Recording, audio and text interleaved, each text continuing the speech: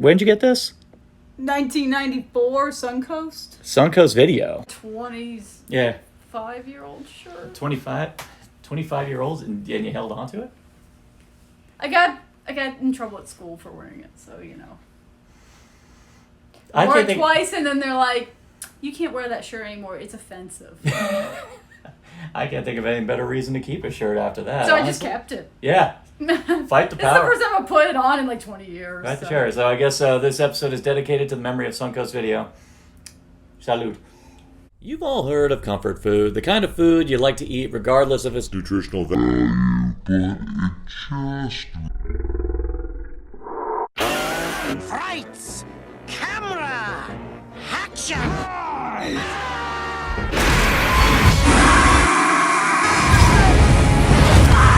on out, everybody! It's time to play!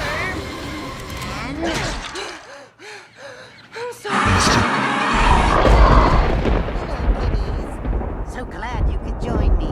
I'm directing my first feature film. Care for a little shriek preview? It's about a chase through the ages, a race against time, and the final battle between man and demon. And you'll love Demon Night. Alright, so we're taking ourselves back to the mid-90s with a happy little show called Tales of the Crypt, which was a massive hit on HBO. I wasn't able to watch it on HBO because I didn't have HBO. Did you have HBO? Mm-hmm. Lucky. Did you get a chance to watch it? I watched the opening bits and such, but I wasn't really into the stories because they were a little too gory or like too much for me. I was young. I wasn't into that, but the Crypt Keeper and the opening, I was 100% fine. Oh yeah, when you were a kid, that was your favorite part. Oh yeah, I'll watch that, but then I'll be like, okay, yeah, now, it's the story's done, I'll come back for them. So. I was lucky in this regard because around somewhere like a couple years after it initially aired, Fox ended up showing it on syndication, I think every Friday night. And they were able to show a cut down, so you weren't able. So I saw a few of those episodes. Yeah, I mean, they didn't show all of them, but like not all of them. All the ones that they were able to whittle down without having to sacrifice the integrity of the story. So of course the show was massively popular around the time. So they wanted to make the next big jump to movies, and there was a little script floating around from a pair of writers that they picked because it had the right amount of balance of horror and humor, a script called Demon Night. So this one was directed by Ernest Dickerson, who actually had some history with Tales of the Crypt. I believe he directed a couple of the episodes prior, and he has a long storied history of horror afterwards, having directed episodes of The Walking Dead, Dexter, and of course the Snoop Dogg horror vehicle Bones. He directed that as well. But this one, he jumped at the opportunity to be able to direct not only a Tales of the Crypt movie, but a horror movie in general. I remember it was a modest hit when it came out. I have no memory of how big of a hit it was. I just remember it came out. We rented it. Me and my friend, maybe like a couple of years later, like 2 years later or something, we rented it because we had always wanted to see it. And memory serves that it is probably the first violent horror movie I ever saw proper, like not cut on TV or pieces of, like you sat and watched the whole thing. Normally, Tales of the Crypt are morality plays, or kind of like Twilight Zone. Usually you always have someone doing dirty, and then by the very end they usually get their comeuppance. Demon Night was a completely different thing. The story, and I can't really summarize because it's actually a pretty dense story, and I mean, it's a story of good versus evil. Yeah. Just go with that. Good versus with evil. Demons. Yeah. Just it is more complicated. You get the info dump scene where everyone's just staring at. A well-timed info It's dump. well-timed, Yeah. and it's necessary because literally they're like, okay, what the hell's going on? And spill out the info. But Yeah, this is a film that actually did gain something of a minor cult following, because of course people by association, because they love Tales from the Crypt, of course they're going to jump at anything that Tales from the Crypt is attached to, and this one people remember fondly. The other movie they made after this, not so much. But this one had a lot more going for it anyway, firstly because it had an incredible ensemble cast. it gets funnier, and like you see who's in this, and it just gets better and better. And these were all very popular people in the 90s. Like in the 90s, this was like their startup, or like where they were getting to be more famous. I mean, this is early Jada Pinkett. I think this is right after Menace to Society. Yeah, she was up and coming at that point. And then you had William Sadler, who pretty much made a name for himself as villain characters, because of course he played Colonel Stewart in Die Hard 2. But we all love him as one specific character. One specific character. And we got to see him again recently Yes, as that this was specific amazing. character, and he was just as great as he always was. Talk to the head. And actually, as an interesting little note, he made a cameo appearance in Tales from the Crypt as Death in a particular episode too. So I he, wouldn't be surprised. and he's actually played a lead in one of the episodes. Actually, the episode "The Man Who Was Death," I believe that was the pilot episode. He actually played the lead in that. Well, that's so- the thing also with Tales from the Crypt is you always had famous people showing up in it. So having very recognizable people in this film, even if you didn't think they were recognizable, they are, it's total Mm-hmm. Tales from the Crypt. Of course, the person who chews up the scenery and Ooh. spits it out the whole movie, and probably is his best performance ever in anything ever. One to which he actually considers his favorite, actually. You fucking ho dunk, po dunk, well then there, motherfuckers! You can tell he loves this film. You know It's he Billy loves it. Zane. Billy Zane. Everything he says is 100% perfect.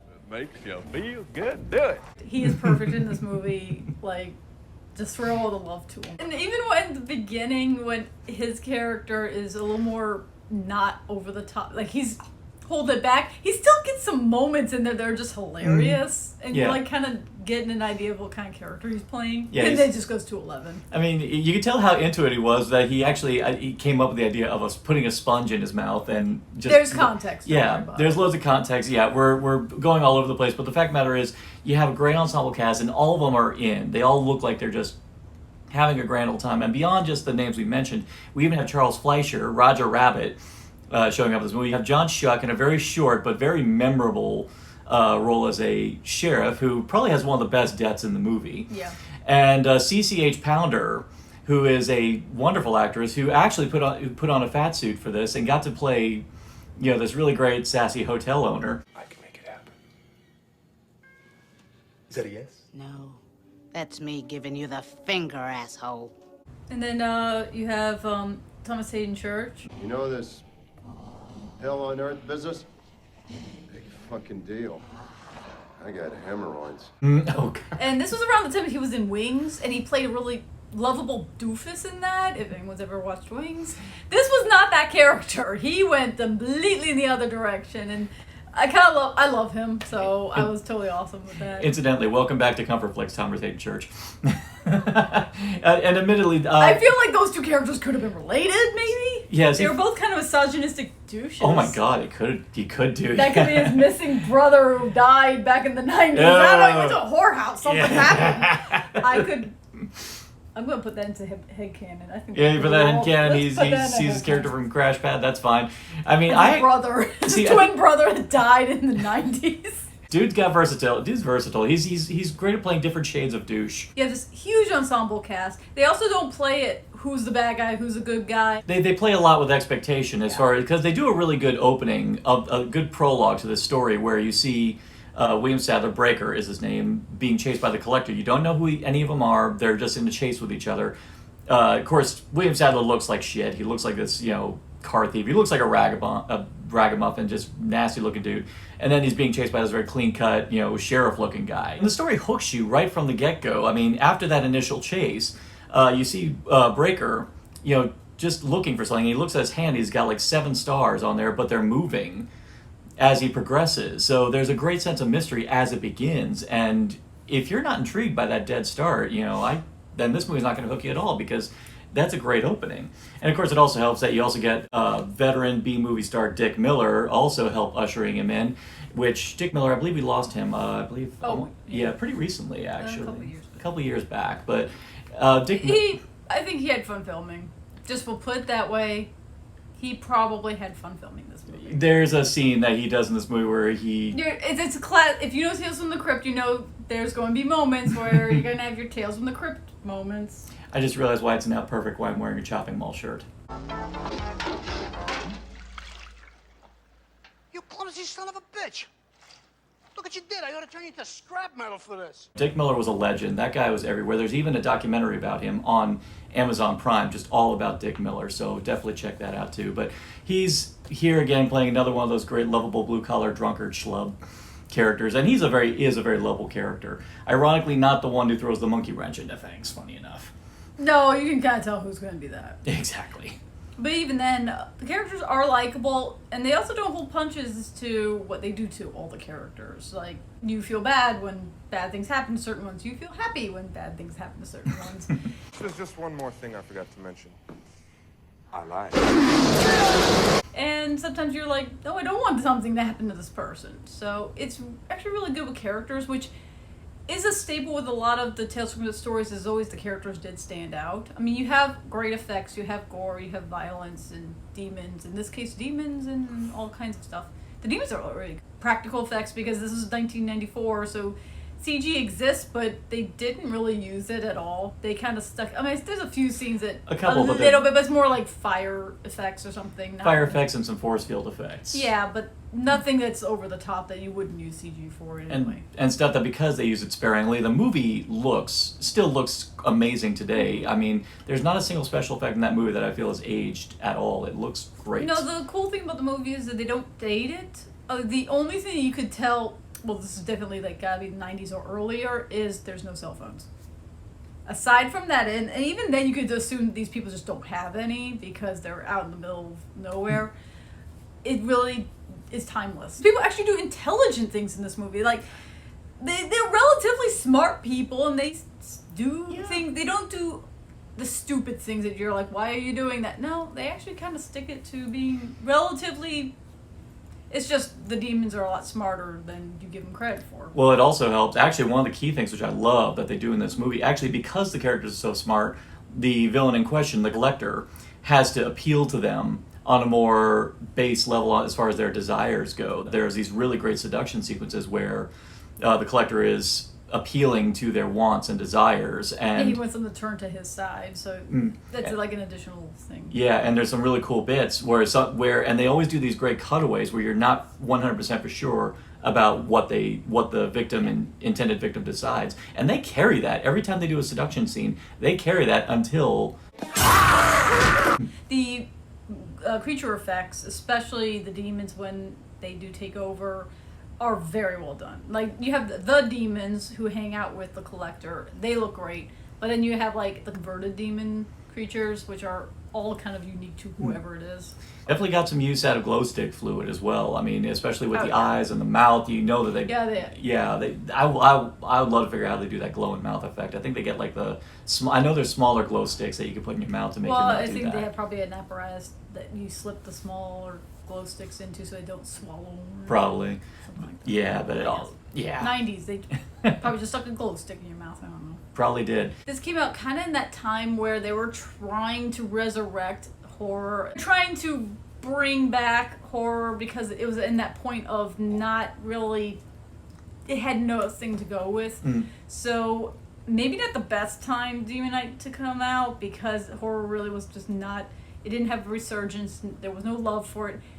There was no respect for it either. Like, whatsoever. Definitely not. That only happened a couple years later when Scream came out, and even then, Demon Knight is so different than what Scream did, the meta thing and all that. It didn't even bother. It didn't even do that. It was I say a fantasy horror because it has demons and a more magical aspect to it, which was never a popular format of horror, at least maybe in the 80s more so, but not the 90s. It was definitely somewhere in the similar ilk to as far as the scale and as far as the mythos that it was doing. It was something on the same level as Hellraiser almost practically, as far as the depth of the world that they were creating. I mean, that's another thing this movie has, which frankly I would love to see them try to expand beyond in some kind of extended media like comics. Not pissed on it like the Bordello Blood did.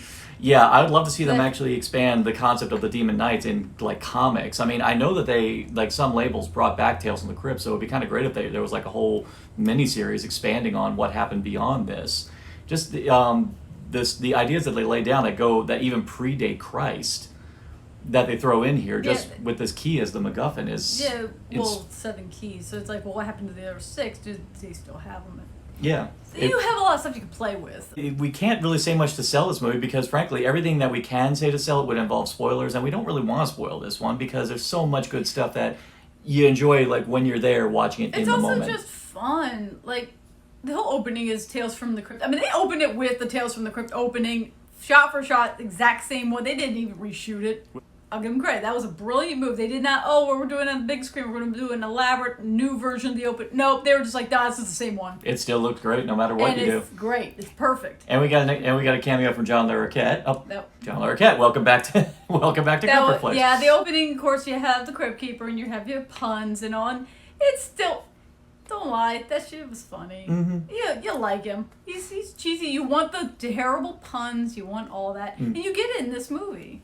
Yeah. And they get it at the end. The kills are great. The gore effects are top notch. And even if you're not into like really getting scared in horror films, this won't really scare you. I wasn't really scared of this. Even No, it's not scary. Well, there's some good jump moments, and especially with the kid. Oh yeah, there's probably one of the best. There's some good moments, but nothing like terrifying. Yeah. Or anything. I mean, we're not talking like Conjuring or Exorcist or stuff like that. Yeah. No, this is just for fun. This is like get your friends together, get a glass of beer, wine, whatever you want to do, drink something, watch a movie. It's just fun. I guess this would be a party horror film. Oh yeah, I'd love to have people just watch this. And if you love horror, you'll also marvel at how well this sucker is made. Actually, one of the cool things about Ernest Dickerson is that he took the reins on this one to the point where the entire interior of the hotel was built in an air hangar, in a disused airport hangar, and that way he could have full control to film during the day and not have to worry about filming strictly at nighttime. Because it all occurs at night. So. Yeah, the whole thing occurs at night, which of course that would be hell on the actors. So he was smart enough to just build the entire interior in there. Actually, everything he needed inside. You will love this film just for the originality of the story, the variety of the characters, and the fact that the characters, don't fall into, oh my god, don't do that, you idiot tropes. No, at no point did I actually. I mean, if someone fell for what the collector did, it's like he appeals to things that they need and want, and then you can't really 100% blame him for it. But it's never a situation of, why are you going up the stairs, you idiot? Or, I mean, there's one person I'm like, you an idiot, but you know that things will happen to them anyway. Exactly. So. We don't need to say much more to sell you on the fact that this is a spectacular horror film, and that definitely deserves a lot more attention than it got initially, which I'm glad through our efforts and the efforts of others that it's getting more and more love right now. Do you agree? Do you disagree? Do you think that Tales of Crypt Demon Night was just an effortless cash grab on the part of the studio? Or do you think that this is some underrated classic that didn't get its love initially but is going to get it now? Leave it all comments below. For more Halloween content and Narcotic Casserole, like, share, subscribe, click that show.